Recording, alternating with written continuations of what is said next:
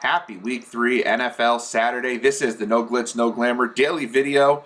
BanksterDFS.com. Week 3 running back pivot plays. A little bit different than last week's video where we focused on leverage stacks.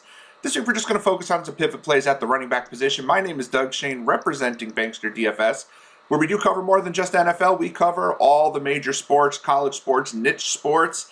Right now on our Slack chat page and on our website, we have an article for the soccer slate from Jeff Kaminsky, FSWA award winner, 2019 Soccer Writer of the Year. We do have plays in our Slack chat for NHL. Preseason starts today. Sean Goodwin's got some plays for us there. And of course, we cover all the other sports, college sports. Troy and Brandon have the college sports posted. Lots of stuff in our Slack chat, including bonus channels like sports betting, Bankster University, or Training Wing. We talk about sports cards and our partnership with PrizePicks DFS, where you can get a 100% deposit bonus on your first deposit up to $100 using the promo code Bankster. There is a link in the description box and a video on our NFL page, on our YouTube page right here, where you can check out some of the plays we've got this weekend. Of course, we have that in our Slack chat as well with other plays that we're looking for. With a Bankster DFS membership, you do get daily player pools for all the major college and niche sports. You do get that Slack chat that we talked about and the award-winning articles and analysis from FSWA award winners like myself, Doug Shane, and Jeff Kaminsky, and all the content from Team Bankster, who I believe are the best in the business and future FSWA award winners in their own right. All this for $3.99 per week, and that gives you access to everything that we cover. You can lower that effective cost by using our monthly or yearly options. And just remember that your price will never increase as long as you stay a member of our site and do not cancel. No matter what we raise it for new members, it will always stay the same for you when you sign up. BanksterDFS.com, everything, all sports, all content, no hidden fees.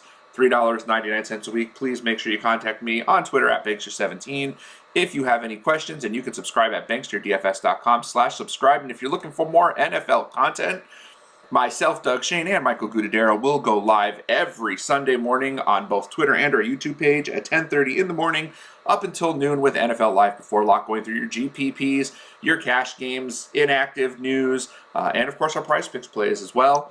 And while you're here, please make sure you like, share, subscribe, click that notification icon so you're aware when we make new videos. We do try to do at least one daily. And of course, we have that live streaming with more sports coming around like NHL and NBA, which really start up in full next month. You want to see those videos as well. So click that notification icon so you know when those new videos are coming up. But today, we're focusing on this Sunday's NFL slate, and we're going to talk about some running back pivots that we can make. The first one I want to talk about is with the Minnesota Vikings. Dalvin Cook. We love Dalvin Cook this week. Except Dalvin Cook hasn't practiced all week. So there's a good chance that Dalvin Cook doesn't play this week, which is unfortunate. $8,400 is a great price for Cook in a good matchup. The volume would definitely have been there, and if he plays, he's probably worth a look. I've pulled him out of my cash lineup regardless because I don't like to take players who haven't practiced all week. I want safety in my cash lineup, and Dalvin Cook is just not that guy for me.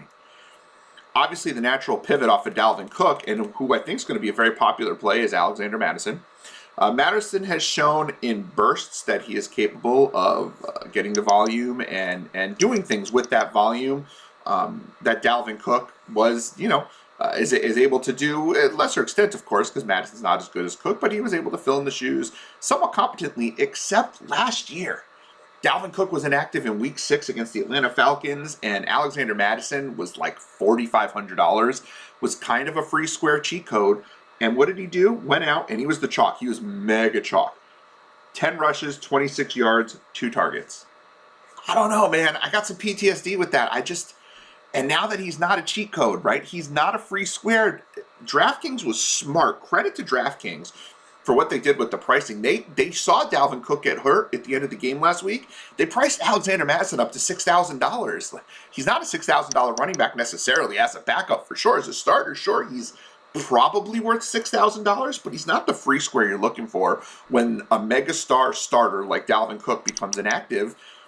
I don't trust Mattison. I love the Minnesota passing game. I'm going to be using a lot of Minnesota as a leverage stack this week with Jefferson and Thielen, and actually getting off KJ Osborne, who's going to be a very popular cash and tournament play at only $3,500. I think that Minnesota passing game makes a lot of sense. But I don't think Mattison is the guy we want to look at in our cash games for sure. And even in tournaments, if Mattison's roster percentage goes up, then Tyson Williams is sitting there for $200 cheaper as the unquestioned starter for Baltimore. I know that Latavius Murray gets far too many snaps for anyone else's liking. Devonta Freeman had 10 snaps last week. Like, I get it. It's an uncomfortable situation, and Lamar Jackson runs around.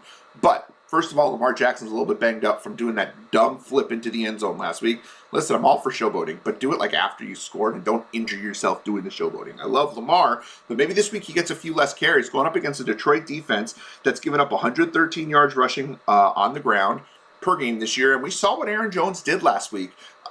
He didn't get 100 yards. Like, Jones did not have this bonkers yardage game, but he caught a ton of passes out of the backfield, scored the 4 touchdowns, which obviously I don't expect on a weekly basis. But this is the kind of game where Baltimore can take this young guy, Tyson Williams, and really work him into a situation where it's going to build his confidence. He's already had a couple of good games this year. He's had at least 65 yards rushing in each of the 2 games. He's had at least 2 targets in each of the 2 games. So he's got that floor of about 11 points, and he's had the ceiling of 18.4 points. He does have that 1 touchdown, but I kind of like Tyson Williams to get a little bit heavier of a workload. Marquise Brown is banged up. Rashad Bateman's still not back from injury yet.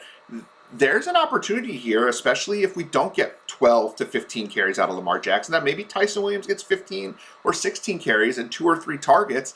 And then we could look at a game where he might be able to 3x himself here at 18 to 20 fantasy points. And I can't go back to Mattison. So I do think, especially in a tournament, if Mattison's going to garner that high roster percentage, a guy like Tyson Williams is someone we should look at. And I actually love Tyson Williams in cash games coming off of Dalvin Cook. Tyson Williams is in my cash lineup currently right now because I just think $1,500 is a really low price given the situation that he's in. Another couple of running backs that we're going to see become very popular this week, depending upon what inactives end up looking like. SONY MICHEL could be a very popular play this week.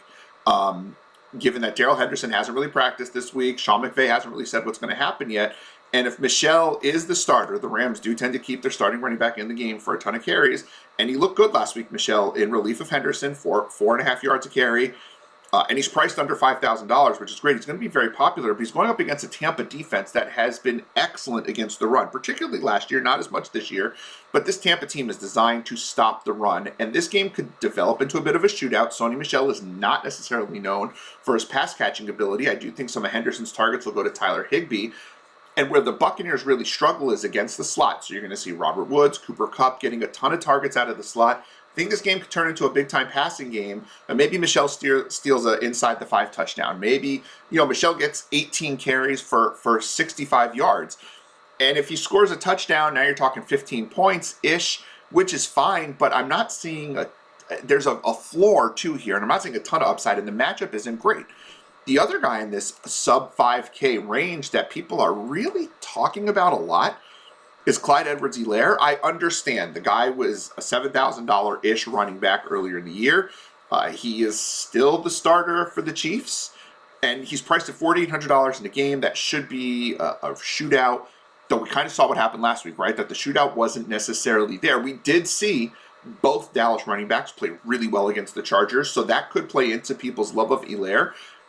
But I also think his roster percentage is going to be ridiculously high compared to the kind of output we've seen from him this year, and I'm not sure I'm overly comfortable with that, especially not in cash games. Now, I'm not necessarily going to run out a lower-priced running back in cash this week, but Clyde Edwards-Helaire is definitely not someone I'm doing that with. And I'm probably going to shy away from him in tournaments. I'd rather go ahead and use a different guy in tournaments who's going to garner no roster percentage, but probably should. And that's James White of the New England Patriots. First of all, Damian Harris is banged up a little bit, but even with Damian Harris healthy, James White on the season, last week had 50% of the running back snaps for the Patriots. Damian Harris only had 41%. I know Harris did good things with those. He had that really awesome touchdown run, and he's looked good this year. But James White is on the field more. Also, James White is obviously the pass-catching back for the New England Patriots. 13 targets. He leads the team in targets.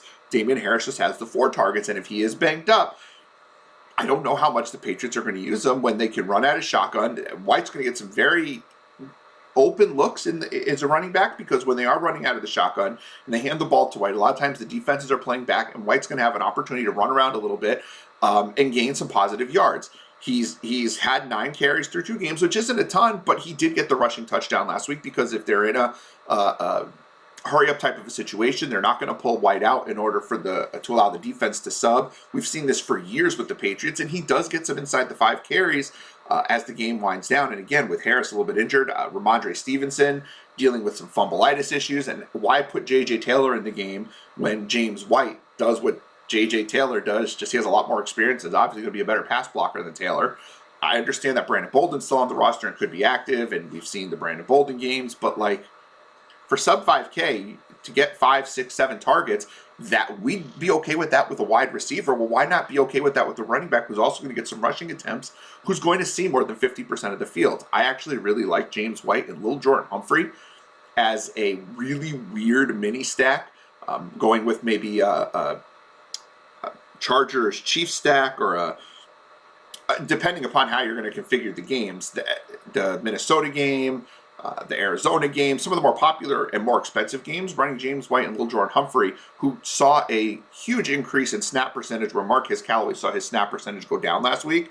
That's an interesting mini stack that could do something. Humphrey at $3,200 doesn't need to do much. 3 catches, 30 yards, and a touchdown. You're talking 12 points. Highly likely? No, but in tournaments, we're going to run that leverage and play the percentages. But James White I actually have in my cash pool, and I think he makes an interesting cash play. Obviously, his roster percentage is going to go up if Damon Harris doesn't play. But even if Harris does play, I think James White is a guy that we need to start considering in cash games, and definitely a tournament option at the lower end to come off some of the high roster percentage for someone like EDWARDS-HELAIRE and SONY MICHEL. The final pairing that I'm looking at where we can make a pivot is in the Atlanta backfield. Cordero Patterson's a hot name right now. I'm listening to fantasy sports on SiriusXM. I read the articles. I see what's out there. I talk to casual players, and they're all in love with CPAT. I get it, I guess. He had the big game last week, 24 fantasy points, 7 targets, 7 rushes. Looked great. I mean, at 1.6 yards per carry, ain't going to do much for you, but he did score on one of those carries. The guy's obviously an open field threat. If he returns a kick, you get bonus points, but we're counting on a lot of things to happen that aren't really things that Cordero Patterson's great at. He's not a prototypical running back. He's a little too tall. He provides way too big of a target for defenders. He's not a thick player, so he's not going to rumble up the middle. He's going to run outside sweeps and gimmicky plays, and quite frankly, he's only seen 33% of the snaps in the backfield for the Atlanta Falcons. It's not like he's taken over this backfield, and the way people are talking about him, I even spoke about him early in the week as a potential cash game play until I dug into the numbers because he was flashy. But the way people talk about him, you'd think he was taking over this Atlanta backfield, and he's just not. He's only run 33% of the snaps, whereas Mike Davis has run 64% of the snaps. And this was just last week. 64% of the snaps for Mike Davis. Oh, but Cordero Patterson's got a higher receiving floor. Does he? He doesn't.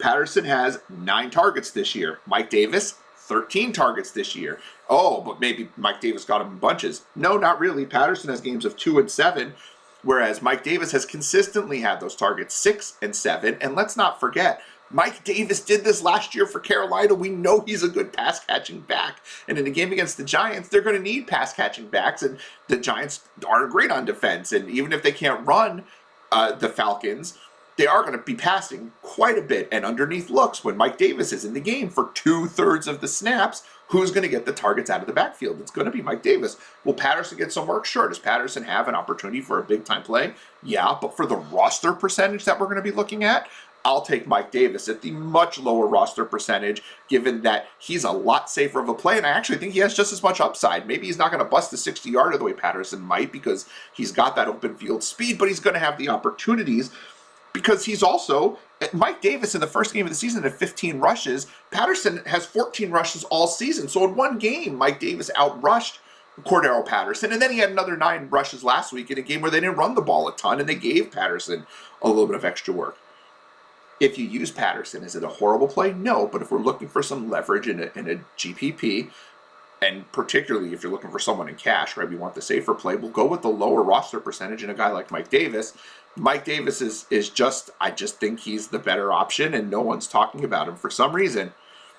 For some reason, Mike Davis isn't getting the love. He does have 10 points a game, which isn't great, but, he hasn't scored a touchdown. If on volume alone, he's getting you 2x on today's price, or this week's price, it's that games are tomorrow.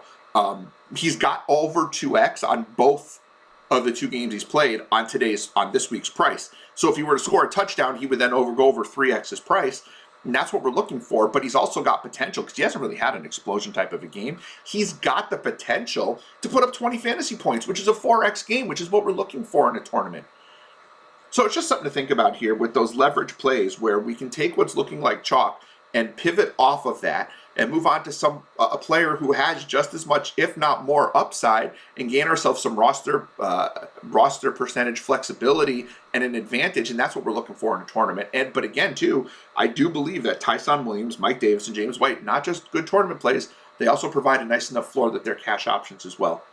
Folks, I hope this was helpful for you and that we were able to take a look at some of the leverage plays. I know last week we talked about the stacks that we might want to look at as pivots off of the chalk stack. I have done that in my article, Moving the Chains, which you do get as part of your Bankster DFS membership, $3.99 per week. It is part of the everything, all sports, all content, no hidden fees package. You get it all. Everything I'm doing, everything Gouda's doing, everything Sean's doing, Troy's doing, Brandon's doing, everything Justin's doing, John's doing, like the whole team. Jeff is doing, Tay is doing, our MMA guy. Like we have, and I'm sorry if I forgot to mention everyone, you get it all. $3.99 per week at banksterdfs.com. If you have questions, please contact me on Twitter at Bankster17. Thank you for spending some time with me today. I hope you have a wonderful weekend. My name has been and will continue to be Doug Shane, banksterdfs.com.